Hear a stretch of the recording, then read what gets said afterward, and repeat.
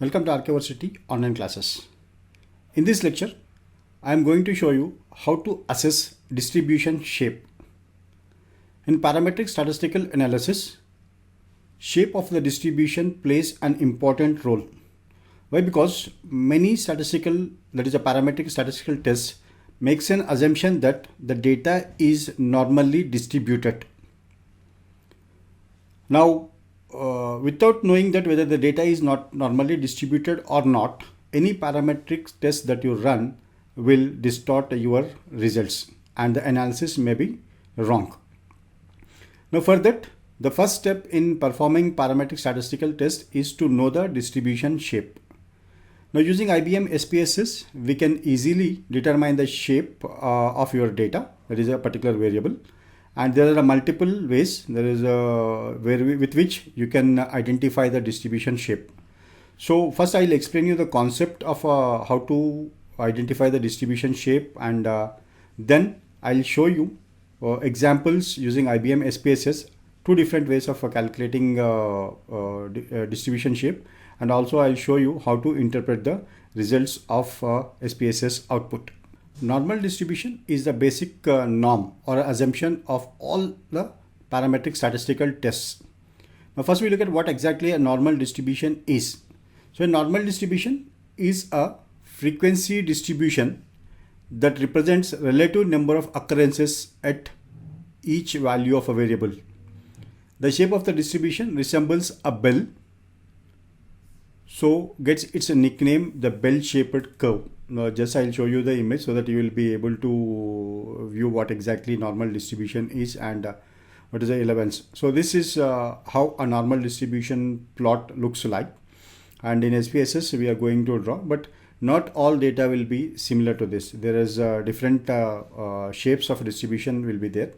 But when we are making a parametric statistical test, we assume that the data is normally distributed and it is in a bell-shaped form. Many quantitative statistical procedures assume that the errors associated with, so here we are talking about the errors associated with, not the original values. So the errors associated with the scores of a dependent variable are normally distributed. So when your errors are normally distributed, then the scores themselves also tend to be normally distributed. That means two things. One is the errors need to be normally distributed. If errors are normally distributed, then the scores by themselves are normally distributed. Now, when we are talking about the quantitative statistical techniques, either it may be your regression, your analysis of variance, multiple analysis of variance, multiple regression, all these makes an assumption that your dependent variable need to be normally distributed. And most of the quantitative metrics which we use in our research, like age, weight, blood pressure, monthly income, savings, and stock prices, sales, etc., approximately this ideal. Now normal distribution have a variety of properties, including the following. Now we look at the properties. The one is that the normal distribution is horizontally symmetric around the mean of the distribution, as you can see here. So here the mean, this is a mean, median, mode, and this is a symmetry, right? This is the one property of your normal distribution. Next, normal distributions have a variety of properties. That's what I am trying to explain now. First is that you have a symmetric around mean. Then middle value represents the median, mean, and mode. And middle values represent mean, median, and mode. So here you can see the mean, median, and a mode. So these are exactly on the middle of the distribution. The next is that the standard deviation is the distance between mean and the inflection point, change of a direction of a slope on the side of the curve. So you have a mean, then you calculate a standard deviation. So standard deviation may be plus or a minus. If you have a minus, that is onto your left hand side. Then if it is a plus, onto your right hand side. So these are a standard deviation: -1 standard deviation, -2 standard deviation, -3 standard deviation. So here +1 standard deviation, +2 standard deviation, and +3 standard deviations. Next, standard deviation is an interval level of a scale measurement. Knowing the distance of one standard deviation allows us to fill the rest of a x-axis. Alright, the mean has a g-score of 0. Now, When is that we are going to say whether the data is normally distributed or not using a standard deviation is that. So between plus or minus 1 standard deviation, approximately 68.2% of the data resides there. That means, so if your mean value is 10, then plus or minus 1, so somewhere between 0 and 10, then if 68% are residing in this range, then we can say that the data is normally distributed. Next is that plus or minus 1.96 standard deviation. Now there is approximately 95% of the area is covered in plus or minus standard deviation. And the third one is plus or minus 3 standard deviation. In plus or minus 3 standard deviation, 99% of the area covers. So if these three are met, then we can say that the data is normally distributed. And there are other ways of assessing the standard deviation by using a statistical test. There are different statistical tests. One is a Shapiro-Wilks test, then Kolmogorov-Smirnov test. Using these two tests, that is a Shapiro-Wilks test and Kolmogorov-Smirnov test, we can say that whether data is normally distributed or not. In addition to that, we can also use the skewness and kurtosis values of our distribution to identify whether data is normally distributed or not. So there are three methods. One is the Shapiro-Wilks test, then Kolmogorov-Smirnov test, and using the skewness and kurtosis values. Now we can assess normality graphically by visually examining histograms and normal probability plots. So one way is that histograms and normal probability plots, that is a PP plot and a QQ plot. So in SPSS, we'll get all this. In SPSS procedure, you can get a Shapiro-Wilks test, Kolmogorov-Smirnov test, and even if you are using histograms with a normal probability, also can be run with the SPSS. Now the hypothesis that we frame in the Shapiro-Wilks test is that the null hypothesis is that a sample distribution comes from a normally distributed population. Thus, a statistically significant result, if p-value is less than 0.05, indicate of normality violation. So it is when you are saying that if you are test is statistically significant, then the data is not normally distributed.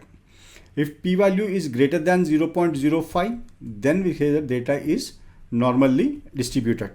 Similar with the case of a Kolmogorov-Smirnov test also, though statistically significant outcome indicates possible normality violation. If test is statistically significant, then you are violating the normality, that is data is not normally distributed.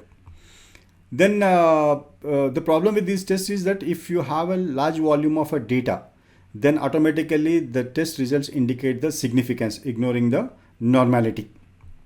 Now to get a right assessment of normality, it is always better to use the skewness and kurtosis. So using a skewness and kurtosis, we can identify the normality of the distribution. Like say if a skewness value is less than, that is a plus or minus 0, then we can say that the data is normally distributed. Similar is case with the kurtosis also. If the kurtosis value is plus or minus 1, then we can consider that the data is normally distributed.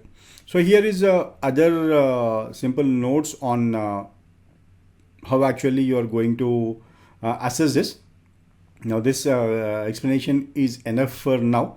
What I do is I'll show you how to draw or how to assess normality in IBM SPSS. There are two ways of running normality. One is that using a frequencies with a histogram and a normal distribution curve. That is a one approach.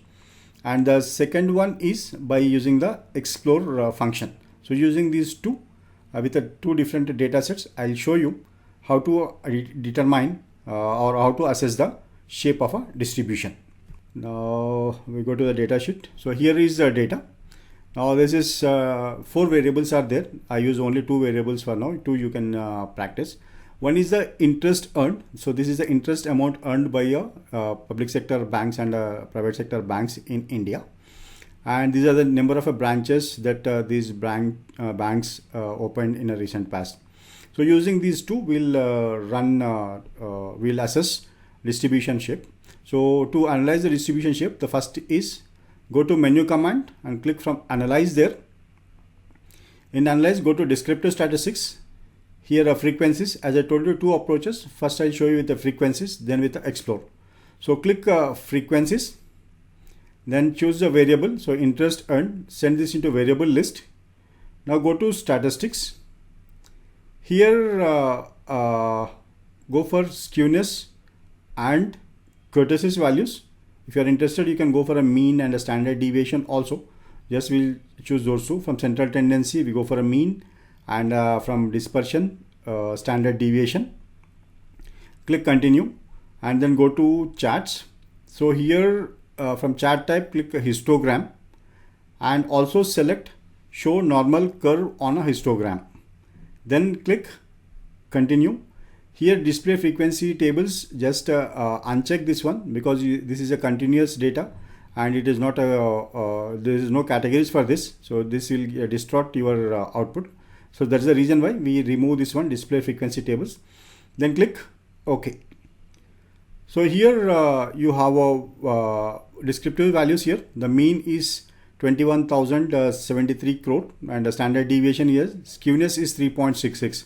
As we are saying that the high skewness, that is a plus or minus, anything more than plus or minus skewness, the data is not normally distributed. Similarly, your kurtosis also. Kurtosis here is a 16.22, which is again very high than plus or minus 1.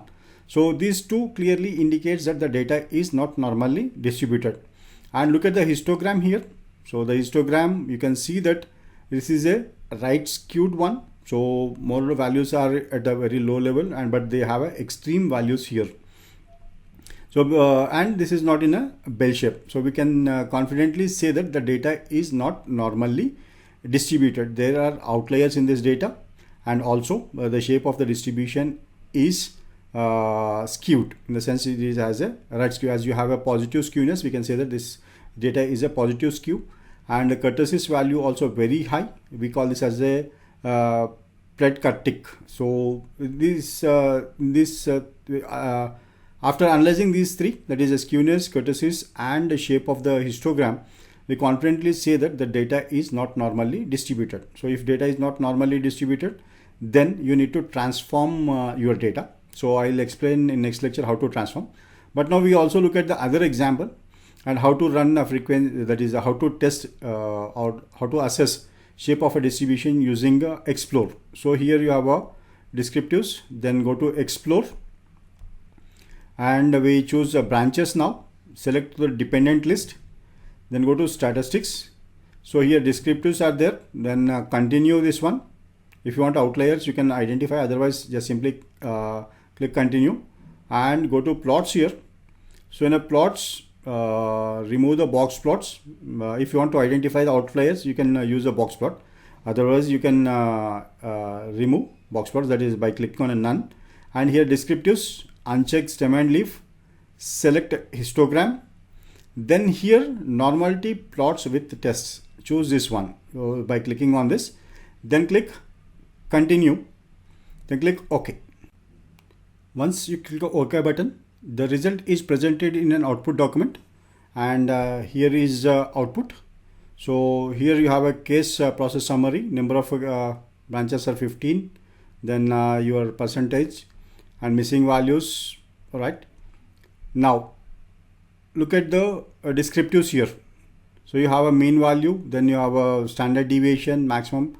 And one way of assessing the normality is using a skewness and kurtosis. So here your skewness value is 0.4 and kurtosis is 0.17, which is very close to 0. So that using these two, that is skewness and kurtosis, we can say that the data is normally distributed. Now in addition to that, we also look at the tests of a normality. One is a Kolmogorov-Smirnov test and Shapiro-Wilk test. So these tests tells that if the result is statistically significant, then the normality assumption is violated. That means the data is not normally distributed. If the test is not statistically significant, then the data is normally distributed, and we check this with the power value, that is a 5% level. So here if you look at the Kolmogorov-Smirnov test, the significance value is 0.2, which is greater than 0.05. So the test is not statistically significant indicating that the data is normally distributed. Similarly with the Shapiro wheels also, here also the significance value is 0.66, which indicates or which suggests us to retain the null hypothesis, and our null hypothesis is that the data is normally distributed. These two tests will give you the same result, that is retain the null hypothesis, saying that the data is normally distributed. Similarly, your skewness and kurtosis, the third way, this also gives you the same result. So based on these three, that is a test, we can confidently say that this data is normally distributed, and here is the histogram for that. One disadvantage is that in Explore you will not be able to draw a normal curve on a histogram, but the advantage here is that you have a plots. So here a normal QQ plot. So here is a diagonal line which SPSS imposes a normality and plots your observations. So all these observations are very close to this diagonal line. So that means as these are very close to diagonal line, we can say that the data is normally distributed. So here we have one extreme value. Excluding this, more or less all the data points are very close to the diagonal line. If they are scattered away from a diagonal line, then the data is not normally distributed. So this is how you need to assess the distribution of a shape using two different approaches in SPSS. One is the frequencies and second one is the Explore. So this lecture may took a more time, but still this is very important. Why I paid more attention on this is, unless otherwise you are familiar with your shape of your distribution, you should not run any parametric statistical tests. So that is a basic premise in all parametric statistical tests. The assumption that we strongly made is that the data is normally distributed. So that is the reason why this lecture is a little lengthy one, but this has its own payoffs. Thank you for your patience. Thank you very much.